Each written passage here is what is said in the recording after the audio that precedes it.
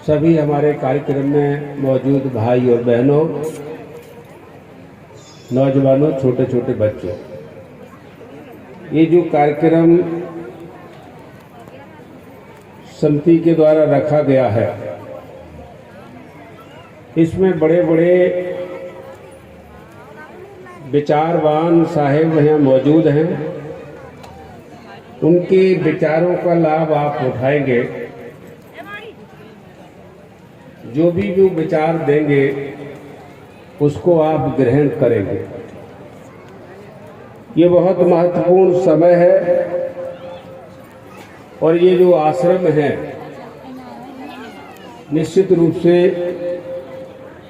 इस आश्रम के बारे में जैसा भी आप सभी समिति के पदाधिकारियों ने और सभी व्यवस्थापकों ने ये सोच रखी है कि क्या हम लोग इसके बारे में कुछ कर पाएंगे, तो मैं आपको विश्वास दिलाना चाहता हूं,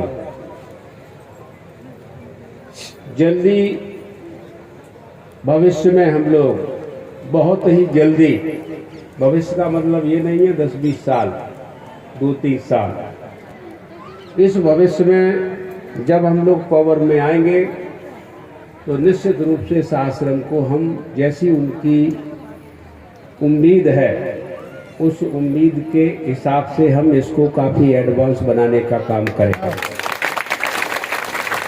और यह सारी सुविधाएं भी, संसाधन भी उपलब्ध कराएंगे, ऐसा मैं आपको विश्वास देना चाहता हूं। और आप यहाँ पर पहुँचे हैं, सबसे बड़ी बात तो ये है कि आप ये जो महान विचारक यहाँ संत बैठे हुए हैं, इनका विचार आप लेकर के जाएंगे।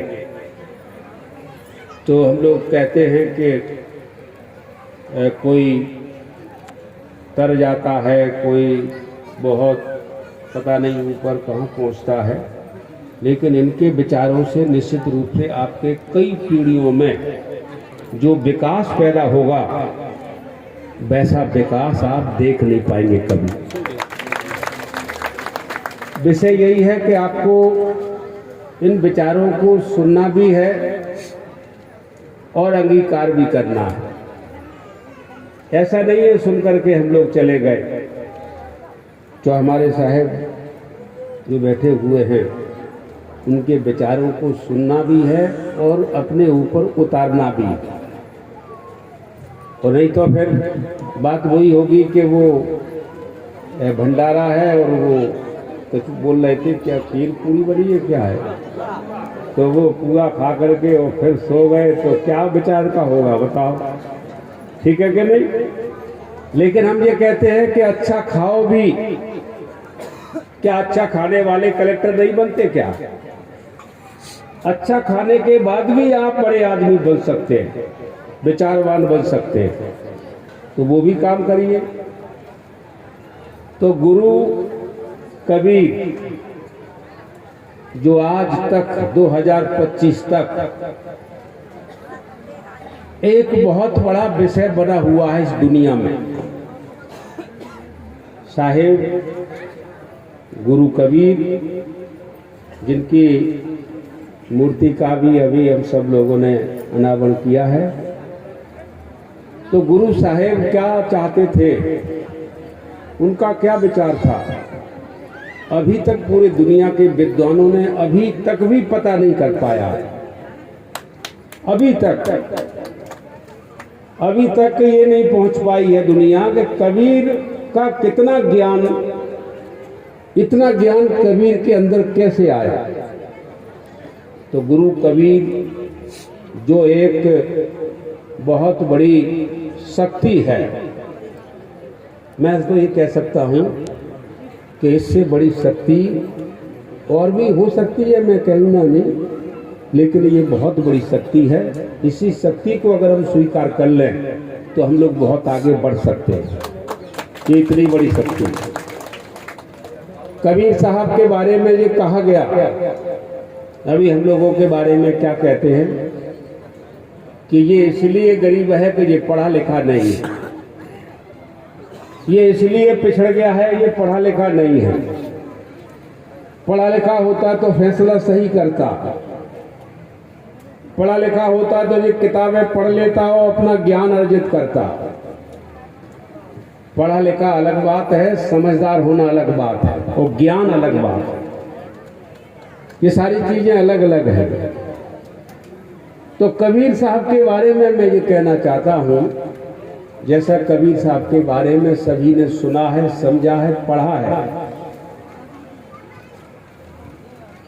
मसी कागज छुआ नहीं, कलम गही नहीं हाथ, चारों एगो का महत्तम कबीरा मुखई जनाई बात। कबीर साहब ने कागज भी नहीं छुआ, कलम नहीं पकड़ी हाथ में, कागज नहीं हाथ में छुआ और कलम पकड़ी नहीं, तो आप अंदाजा लगा सकते हैं वो आदमी तो पढ़ा ही नहीं होगा। वो चारों एगो का महत्तम यानी पूरी धरती का ज्ञान उनने मुंह से बैठे बैठे बता दिया। ठीक है, इसके ऊपर सबसे ज्यादा शोध हुए हैं अमेरिका में। अमेरिका में इस बात के ऊपर कि एक बिना पढ़ा लिखा भारत का ऐसा संत है, जिस संत ने कागज नहीं पकड़ा है, कलम नहीं पकड़ी, उस संत में इतना ज्ञान कैसे आ गया। इस विषय के ऊपर अमेरिका में पीएचडी चल रही है। पीएचडी का मतलब शोध हो रहा है कि ये आखिर ज्ञान कैसे आया होगा। ज्ञान तो उन्हीं लोगों में आता है जो पढ़े लिखे, ऐसा कहते हैं कि नहीं। लेकिन कबीर का ज्ञान अमेरिका में अभी तक की जो डेटा है हमारे पास, अभी तक के हिसाब से हम अगर बात करें आपसे, तो 2500 शोध हो चुके हैं, पीएचडी हो चुकी है 2500। और ये अभी भी पता नहीं चल पाया है कि ज्ञान कबीर में आया कैसे, कैसे ज्ञान आया। तो ये बड़ा विषय है। अगर इस बार हम देखें, अमेरिका इतना चिंतित है, और हमारे यहाँ पर चाहे अम्बा हो, चाहे भिंड हो, चाहे ग्वालियर हो, चाहे मध्य प्रदेश हो, उत्तर प्रदेश, पूरा भारत हो, जितना बारीकी से अमेरिका समझ रहा है, उतना बारीकी से क्या हमारा क्षेत्र समझ रहा है क्या? नहीं। उतना बारीकी से अगर हमारे लोगों ने समझा होता, उतना बारीकी से, तो हमारे लोग यहाँ बैठे हैं नहीं, ये बैठे नहीं होते। ये कम से कम एक एक भाई, एक एक बहन, एक एक बहन का बच्चा रिकॉर्ड के हिसाब से कम करोड़पति होता। ठीक है कि नहीं? अगर ये ज्ञान का अर्थ समझ लिया होता।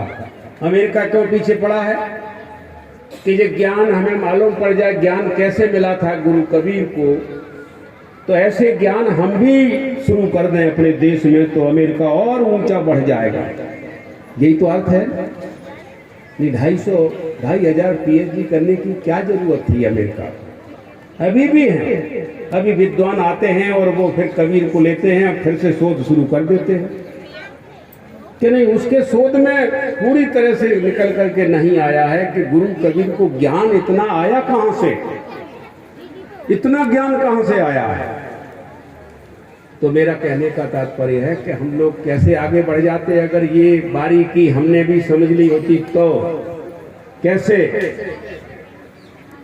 बाबा साहेब अम्बेडकर के पिताजी कबीरपंथी थे, यानी वो उनके, और बाबा साहेब अम्बेडकर ने भी क्या कहा है मालूम?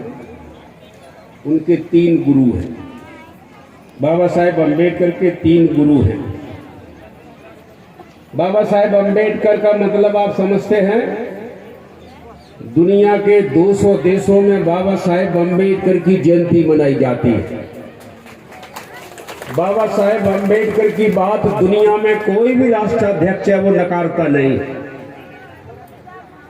भारत में तो उनकी मान्यता उतनी, हालांकि धीरे धीरे बढ़ रही है, लेकिन उतनी मान्यता नहीं है जितनी मान्यता दुनिया के दूसरे देशों में। ठीक है। अमेरिका के राष्ट्रपति ने जो ओबामा जी थे, जिस यूनिवर्सिटी में बाबा साहेब अम्बेडकर पढ़े थे, उस यूनिवर्सिटी के दरवाजे के सामने एक बहुत बड़ा पत्थर वहां से उठा करके लाए और उस पत्थर पर लिखा कि इस यूनिवर्सिटी से 100 लोग ऐसे बन के निकले हैं। वो किसी देश का संविधान लिखा है उन्होंने, या वो किसी देश के राष्ट्राध्यक्ष बने हैं, या उनको नोबेल पुरस्कार मिला है, या बड़े फिलोसफर बने हैं। ऐसे 100 लोगों का नाम उसमें लिखा गया उस पत्थर पर। ओबामा जी जाकर के पढ़ते हैं कि हमारी यूनिवर्सिटी से 100 लोग पढ़ करके निकले हैं इस दुनिया में। उन 100 लोगों में सबसे पहले नंबर पर नाम लिखा है बाबा साहेब डॉक्टर अम्बेडकर।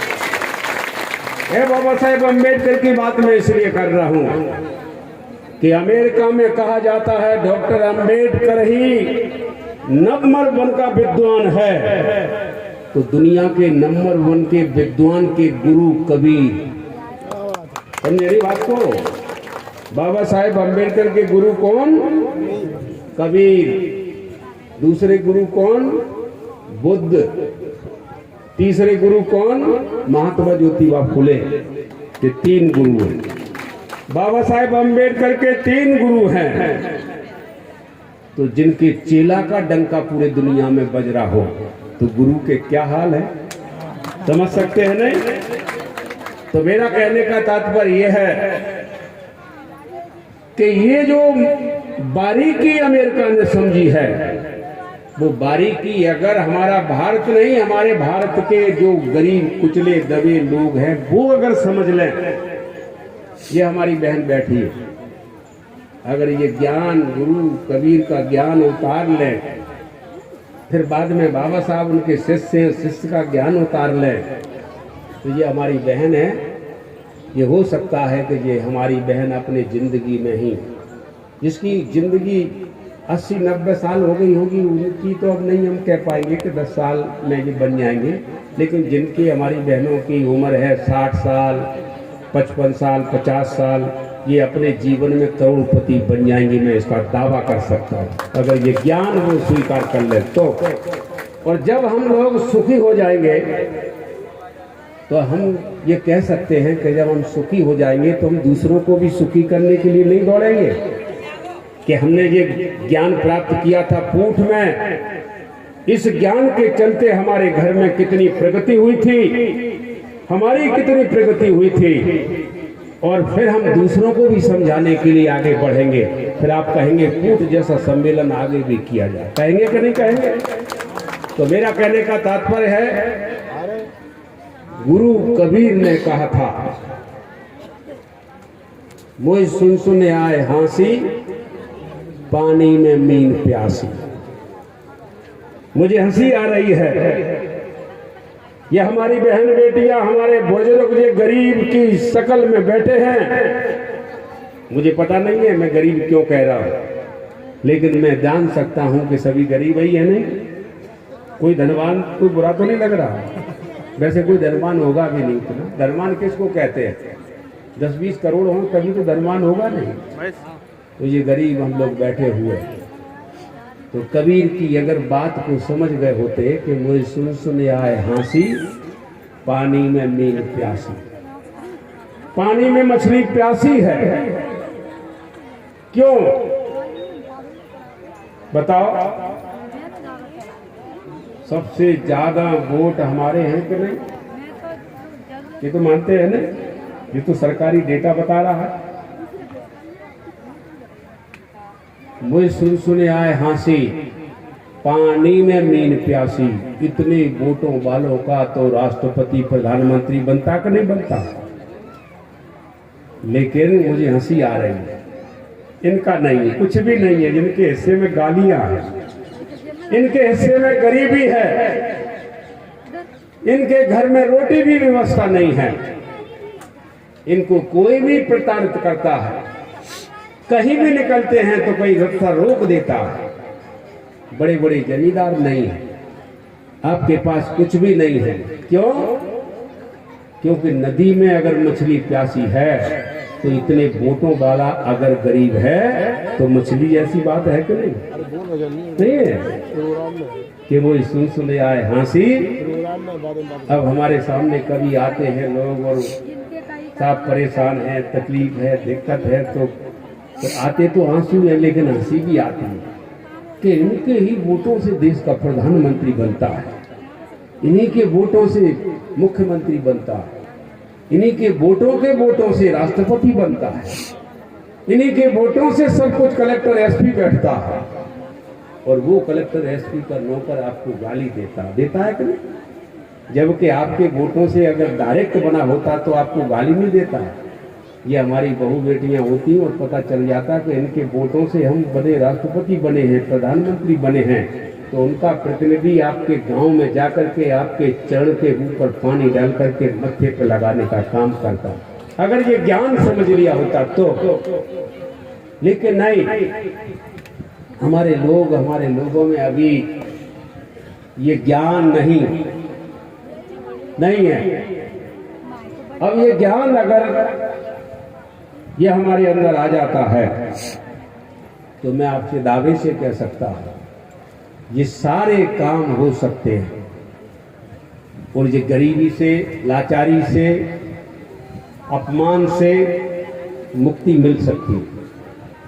तो जब ये मुक्ति मिलने के लिए, क्या कबीर साहब ने क्यों ज्ञान, किस बात के लिए ज्ञान फैलाया था कि आप जो जंजाल में फंसे हैं उससे निकलिए, इस जंजाल से निकल करके आइए और एक इंसान के रूप में अपने आप को स्थापित कीजिए और ज्ञान अर्जित कीजिए। उस ज्ञान के सहारे आप चलिए। ज्ञान एक उजाला है, अज्ञान एक अंधेरा है। अंधेरे से निकल करके उजाले में आइए और आप अपना भी और दूसरों की भला करिए। यही उनका ज्ञान। और ये ज्ञान के चलते मैं आपसे कहना चाहूंगा कि ये बहुत बड़ी बात है कि आपके कूट में और इस क्षेत्र में इस संतों का यहाँ पर आगमन हुआ है। सभी संतों के पैर आपकी धरती पर पड़े हैं। इसके बाद इस धरती को बदल जाना चाहिए, बदलना चाहिए कि नहीं? ऐसा ना हो जाए कि आप इन बड़े बड़े विचारक जो आपके बीच में आए हैं, साहेब आए हैं और अपने विचार दे करके जाएंगे, ज्ञान बिखेर जाएंगे, और उसके बाद भी धरती पर कोई बदलाव नहीं आया है, तो इस सम्मेलन का कोई फायदा होगा क्या? नहीं होगा। सम्मेलन का फायदा तब होगा तब इनके ज्ञान को अर्जित करके, ज्ञान फैला करके, और आगे आने वाले समय में जब भी वक्त आएगा इस धरती में बहुत बड़ा बदलाव आएगा। और जो चीजें मैंने कही हैं उसमें बदलाव आएगा और आप अपनी जगह पर खड़े होकर के मजबूती से कह सकेंगे कि हम गुरु कबीर के शिष्य मानने वाले लोग हैं। कह सकेंगे कि नहीं? और ये कह सकेंगे जिस दिन ये कह दिया कि गुरु कबीर का ज्ञान, हालांकि हमारे बहुत गुरु हैं, मैंने अभी बताया था, बुद्ध ने भी ज्ञान दिया है, महात्मा फुले ने भी दिया है, और साहू महाराज ने भी दिया है, रविदास जी ने भी दिया है। लेकिन मैं वो लाइन बता रहा हूं जो बाबा साहेब अम्बेडकर का डंका पूरे धरती पर बज रहा है। बाबा साहेब अम्बेडकर को पूरी दुनिया के लोग स्वीकार कर रहे हैं। बाबा साहेब अम्बेडकर के बारे में कह रहे हैं इतना विद्वान आज तक हुआ नहीं है, और ये विद्वान उनके गुरु है कबीर, वो कबीर सम्मेलन है, इसलिए मैं ये चर्चा कर रहा हूं। नहीं तो रविदास जी ने भी कहा था, ऐसा चाहूं राज में जहां मिले सबन को अन्न, ऐसा चाहूं राज में जहां मिले सबन को अन्न, ऊंच नीच सब सम बसे रहे रविदास प्रसन्न। क्या ये राजनीतिक भाषा नहीं है? ऐसा कोई भूखा न रहे, सभी को अन्न मिलना चाहिए, सभी को समानता मिलना चाहिए। तो मेरा कहने का तात्पर्य है, गुरु, हमारे गुरुओं ने ज्ञान दिया है, लेकिन हमारे भाई बहनों ने ज्ञान उतना ग्रहण करके उतने प्रगति के मार्ग पर आए नहीं। तो अब आप जो है हमारे बीच में साहेब हैं, वो साहेब अपना ज्ञान आपको देंगे और ये ज्ञान अगर आपने सुन करके वैसे ही चले गए तो कोई फायदा नहीं, ना आपके जीवन में कोई लाभ मिलेगा और ना ही आने वाले समय में धरती में कोई बदलाव आएगा। तो इसलिए इस बात को मैं आपके बीच में ये कहता हुआ कि ये महत्वपूर्ण कार्यक्रम है और आश्रम कूट का है, कूट का भी जगह जगह पर एक चर्चा का विषय बना है कूट, और यहाँ ज्ञान, आज ज्ञान बिखेरा जाएगा, उस ज्ञान का लाभ उठाएंगे।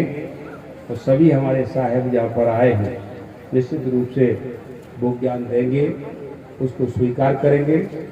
और ऐसी मैं उम्मीद करता हुआ कि आज के बाद आप अपने आप को बदलेंगे और गुरु कबीर के अनुयायी कहलाने में गर्व महसूस करेंगे और साहेब जहाँ पर जो भी ज्ञान देंगे उस ज्ञान को आप ग्रहण करेंगे। इससे हम आगे अपना विकास करेंगे। यही चर्चा मैं करता हुआ और मैं समझता हूँ कि अपनी बात को मैं विराम देता हूँ और सभी गुरुओं का मेरा नमन, धन्यवाद। सदगुरुदेव की